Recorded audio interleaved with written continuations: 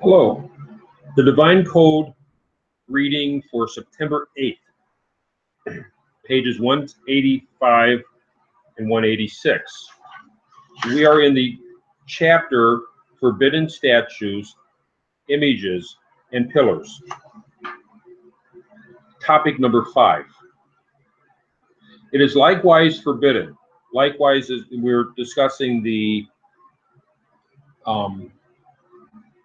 before that it is prohibited to make images of people or images of angels. It is likewise prohibited to make forms of the angels of the divine chariot for decoration, which had the 4 faces of human, ox, lion, and eagle on one body, or forms which have the faces of a cherub, an angelic face with a human like a human child, a human, a lion, and an eagle on one body, or the form of any type of serving angel. That's Shulchan Aruch Yoreh De'ah, chapter 141. So, with this prohibition, it'll be the heavenly, basically the heavenly host. There's a whole myriad of images that may or may not be spelled out clearly in the Bible, but there's a whole myriad of images that exist in the heavenly court. We are not to do any images that resemble those, specifically the ones that are spelled out clearly in the Bible. There are those who say that the images of angels have the same ruling as a human image, and that one is only forbidden to make a full 3-dimensional statue for decoration, but an engraving is not forbidden. Ravad, Shulchan Aruch Yoreh De'ah 141. Others hold that even an engraving of an angel's image is forbidden to make for decoration. That's in the Rambam, Laws of Stars of Worship and Idols 3:11. Ramban, as cited in Torah Yoreh De'ah, chapter 141. This would apply in topics 6 through 9, which follows.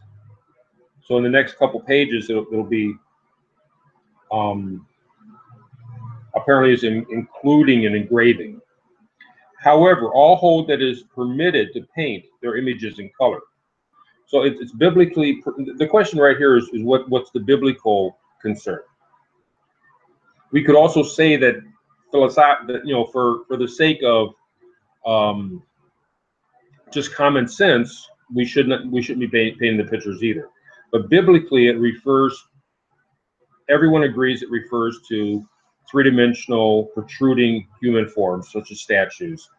An engraving, which is etched out from the material, some would say it's permitted, some would say it's not permitted. And a painting, all people would say that it's permitted from a biblical standpoint. Not that it's a good idea, but it's permitted. It's not prohibited, I should say. Topic number 6.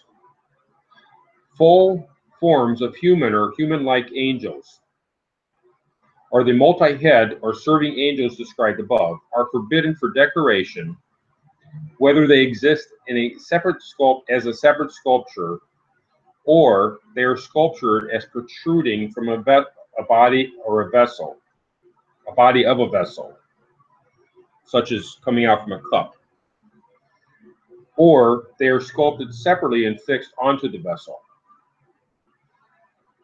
So if a person has a figurine just standing alone, that's prohibited. If a person has it made as part of a vessel, but it's like the handle of the handle is in the shape of a human form or something, that would be prohibited.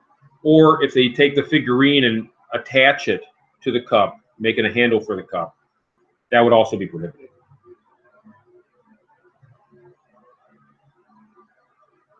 Not only a vessel is implied, but anything else, such as a cup, a finger ring, a nose ring, a necklace, or the like. if they are protruding and complete forms, that is, with at least the front half of a three-dimensional body, a head and body, with nominally correct human proportions, they are forbidden. This is clear from the ruling regarding the human form on a signet ring, explained in Tractate of Bodhisara 43b and Tur and Shokan Orak Uradea, chapter 141. This applies even if the form is on a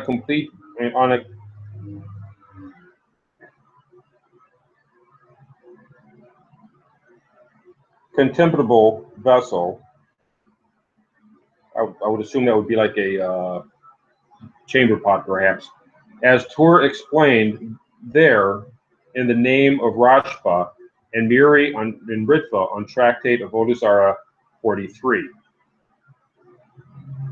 So no matter what kind of vessel it's being placed in, if it's honorable, such as a cup or a signet ring, or if it's dishonorable, it's still prohibited. Topic number 7. This prohibition to make forms of humans or angels for decoration applies whether one makes them by his own handiwork or if others make it for him, and whether it is for his own benefit or if he makes them for others. So the 4 different possibilities is that someone else is making it for him.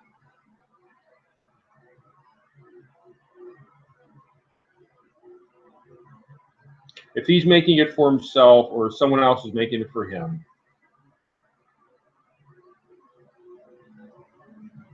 or if he's making it for other people, in any of the, I guess it's 3 cases, any of these cases, it's prohibited.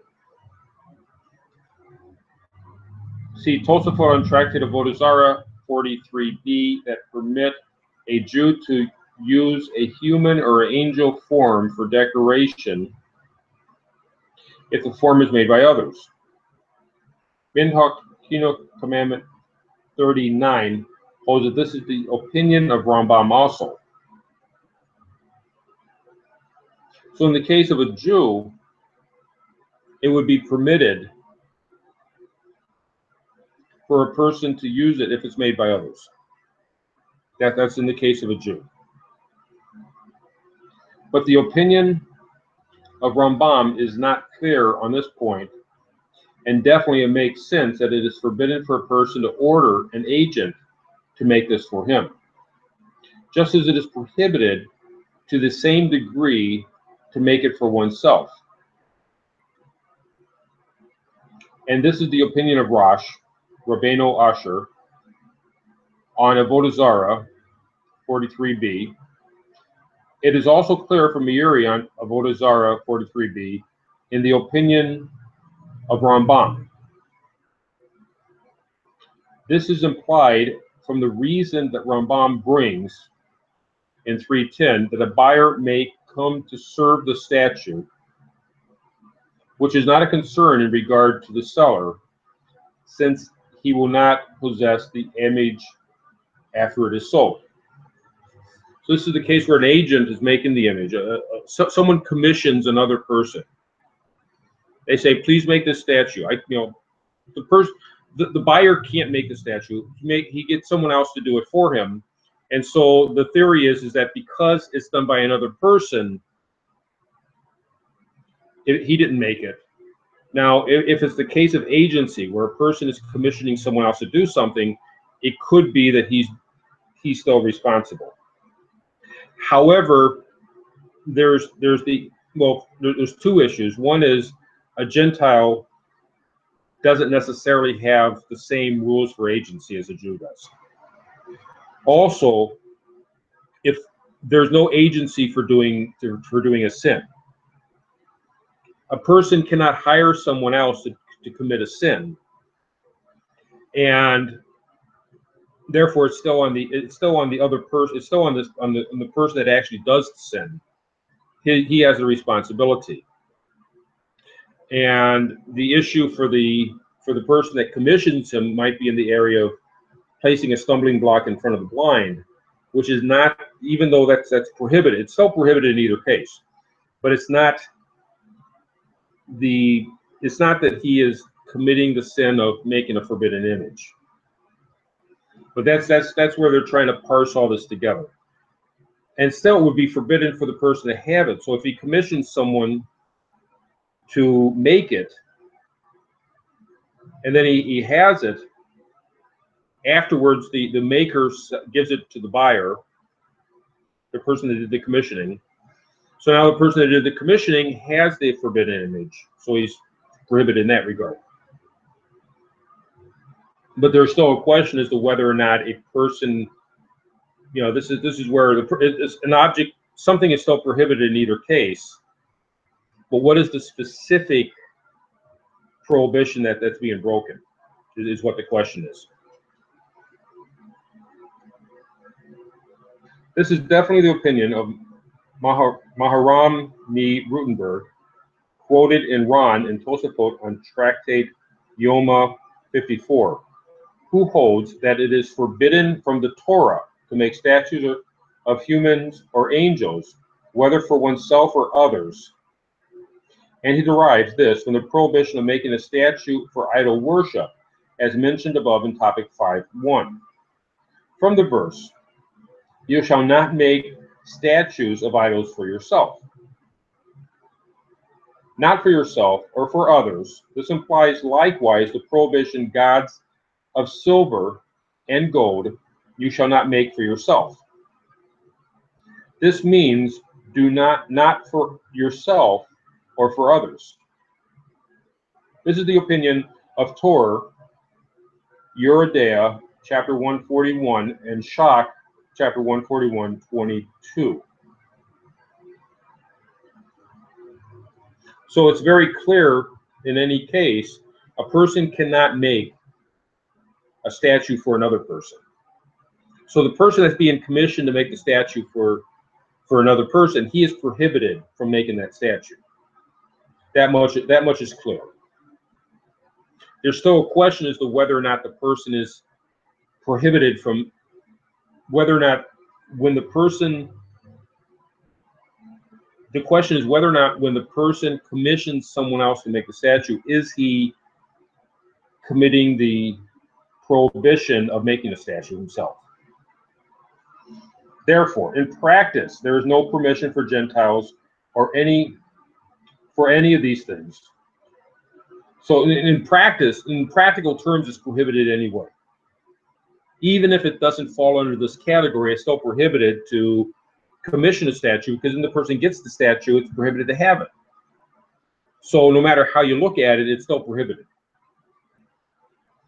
In practice, there is no permission for Gentiles for any of these things.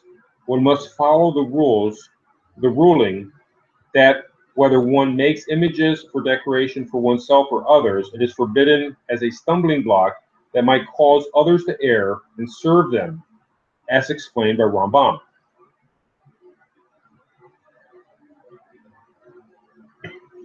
Regarding this, there is no difference between public or private objects. Any human or angelic form that is prohibited for one individual Gentile to use for decoration is prohibited for all Gentiles of the general public. So these rulings apply whether it's a private, if it's a person's backyard and he has these images, or if it's a public park that everyone goes to and he has these images. These images are in the public park. In either case, it applies. Mikita, Exodus 20, verse 20. In order that one should not say, I will make them for decorations as others do in the city.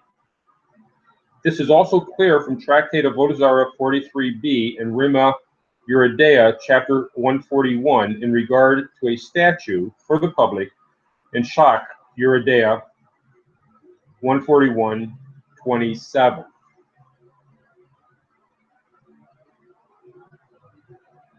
So it's very broad what people are allowed to, or what people are not allowed to do as far as having statues.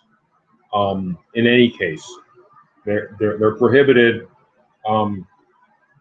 Tomorrow's reading we'll talk about how it's possible to do something to the statue to make it permissible. But in a normal sense, in the straight up biblical command is that we're not to make prohibited images. Thank you.